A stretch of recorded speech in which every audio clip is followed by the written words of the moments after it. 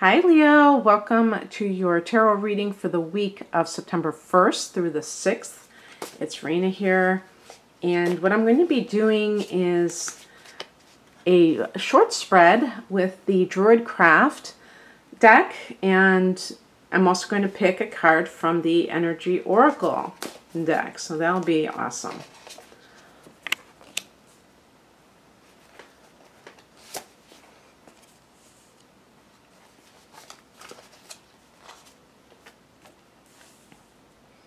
Whoa. Two major arcana cards in a row. Three. And some of them use different names for these major arcana cards. Okay. I will pick an additional card, a card like the Nine of Swords. Okay. There's certain cards where I pick an additional card. Does that seem... Maybe that looks too distracting. I'll put this to the side. Okay. So the heart of the matter is the Nine of Cups, which is a really wonderful card of, wish fulfillment. And this person, you can see, he's seated at the table, so he's, enjoying his feast. This is a card sometimes associated with indulgence or overindulgence, but there's a sense of having something that your heart desires and having that feeling that goes along with it. Remember, whenever we pick a card that's in the minor arcana that's a cups card, we're talking about specifically emotions and how they are informing your life right now. But with the Nine of Cups, believe it or not, if I have my book, oh good. This is this book by Anthony Lewis, Tarot Plain and Simple, which I recommend if you're learning the tarot, because it's very straightforward and he has like a lot of keywords, which is very handy just to kind of understand the key concepts in a nutshell, like keywords and phrases he calls it. I'll just read you some of them. Enjoyment, contentment, health, happiness, plenty, satisfaction, physical pleasure, financial well-being. So you see, even though it's not what you would expect, it's something. It's not just always about emotions. It's that. A dream come true, a desired marriage. You get what you wish for. When you wish upon a star, your dreams come true. Eat, drink, and be merry. And he says this card promises material benefits and physical luxury. It is a card of satisfaction and contentment, sometimes even smugness and overindulgence. Now, with the smugness, I think what would have happened is that there were naysayers around you, Leo, who said you couldn't do something and you did it, or who just are, they seem to root against you and they love it when you are, failing, or when they perceive that you're not having what you want, and now that you do, you might be tempted to kind of rub it in their faces. But obviously that's not a good idea. Just enjoying what you have. Interestingly, I think the number 9 is very important for you. Isn't it funny that we're going into the 9th month? Sorry about that. As we deal with this first week in September. And we have the Nine of Cups. We have the... Oh, that was the Five of Swords, actually. And I thought it was the Nine of Swords. But actually, I pick an extra card for the Five of Swords too. But okay, scratch that. I thought that was the 9. But we have the Hermit, and that's number 9 in the Major Arcana. And number 9 is the card of the light worker. Okay, it's actually connected to Jupiter through in the astrological houses, and therefore to what Jupiter and Sagittarius represent. So, for what that's worth, maybe something along those lines, where you have had a lucky break in some area, or things have just kind of started to just gel for you. Obviously, you're coming off of a solar eclipse in August, So that may be like in September, everything just kind of comes in your favor. In the past position, we have the Hermit. So that's another 9. And this is about, that's that inner light. The moon, you know, is highlighted here because it's kind of like searching your soul, doing soul searching. And perhaps being more contemplative. Oh, you know what's interesting too is that when it's funny too because, you know, you've recently had planets in the 12th house, and for you, the 12th house is Cancer. So I'm recording this in August, and when you had that solar eclipse in the 12th house, that was a time when perhaps something illuminated itself too. Because remember, this is the past position. Maybe you just kind of realized karmic patterns that you have been dealing with, and you decided that you were going to start anew, that you weren't going to allow the past to affect you any longer. But it's very kind of like thoughtful and contemplative. And I mean, all signs go through it obviously every year when they have the sun in the 12th house or other planets traveling through the 12th house. Actually, come November, you're going to have the North Node in Cancer, and that is going to be a time when you may find, Leo, that certain spiritual teachers suddenly appear on their path to help you, and it's all done by design, if you will. It's all part of the plan of this lifetime of yours. Whenever you're talking about the transiting North Node or eclipses, and these two are connected, the eclipses, that's why you had an eclipse in Cancer, because the North Node is tied into that. And so this is like destiny. This is something that was meant to be. And certain things happen to us, at least this is my opinion, at certain times because it can only work that way. That was the only time when we were at a certain level that we would receive it, that we would understand it, and that we could, you know, that we could embrace it.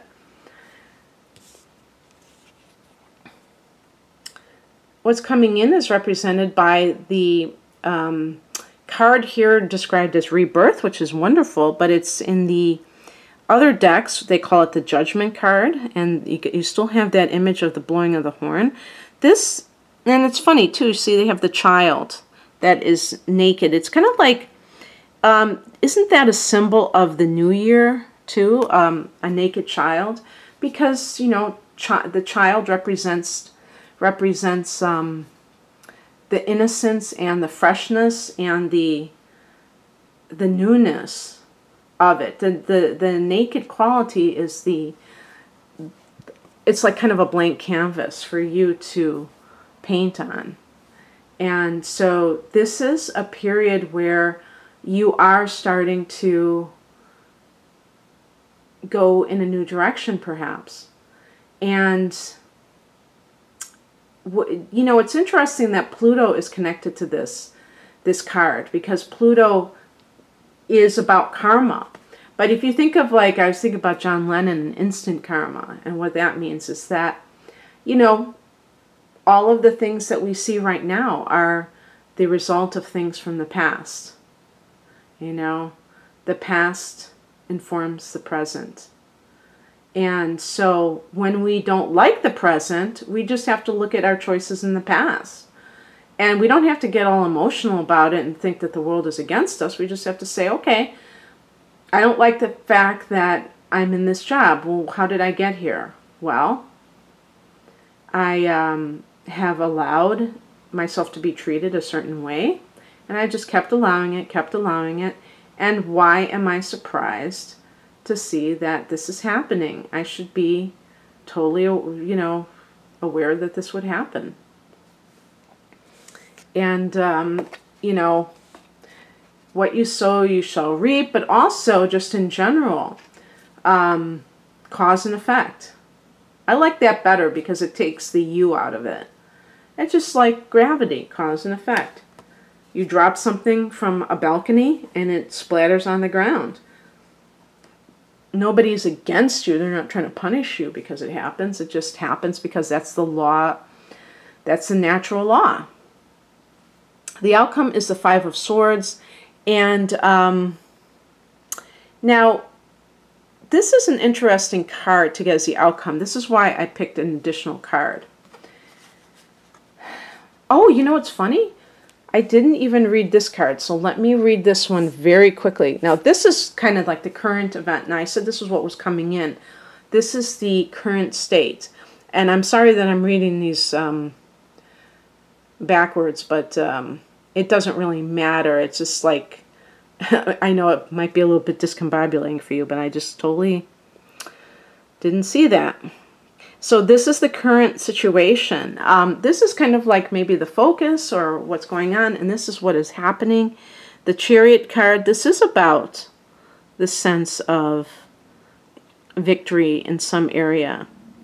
It's interesting. This connects to Cancer, and I just did a reading for you for the month of September, and I got that the outcome card was a King of Cups. So I was thinking of that it could be Cancer. So maybe this is the person that comes into your life. And this causes you to feel that sense of rebirth. Because maybe you've been doing a lot of soul searching, Leo. Maybe you've had a negative relationship that has taken a lot out of you. Maybe even sucked your soul out. And you feel like you felt depleted. And now you met this person, it's like your dream come true and something like that. It's very interesting because then I got this as the outcome card, the Five of Swords. Now this could mean empty victory. This can mean that, you know, if this is you and you're getting something, that it's taking away something from somebody else. So if this was, and you know, that was part of that reading too, like there was like a lover's triangle. So if that scenario, I hope you watch that other one for the whole month of September, not just the first week, because that might really speak more on what I was talking about. But if you were involved in something where maybe the other party was married and you were able to get that person to be with you, there may be like a lot of, you know, residual negative effects. Their partner might be devastated. Their family might be broken up. The person you're with may be riddled with guilt. And even though they've come to you, they still are feeling the after effects of it. Now, obviously, that's on them because they're the one who is married, for them to decide whether or not they were going to do this. But just realize that there might be this situation where you get what you want, but it's not all that it's cracked up to be. Also, this can be a card of some sort of, you know, slander or other types of backbiting. What do they call that? Character assassination that going on, a smear campaign against you. And let's say that, I mean, even this could be even in a workplace situation where you are, or former co-workers, but I'm thinking like in a personal relationship, maybe the other party was the one who cheated and they are saying negative things about you to justify cheating on you. And you find out about that. But see, the thing is, in that other reading, I got the Justice card. So it seemed like that was going to be a legal situation.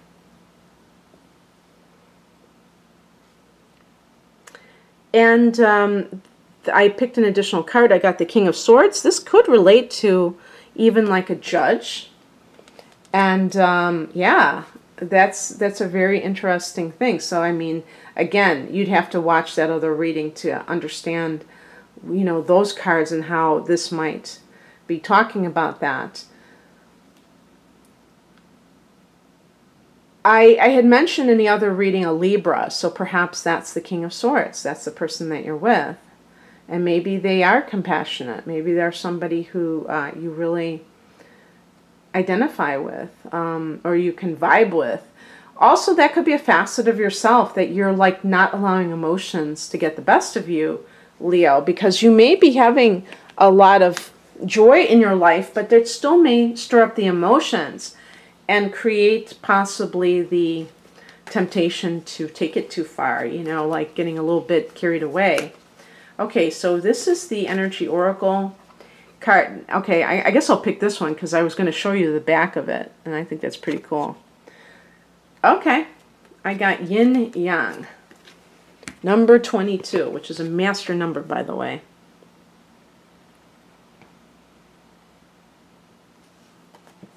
I'm not going to hold it up while I read from the booklet. It's a little bit cumbersome. Passive, active, intuitive, logical.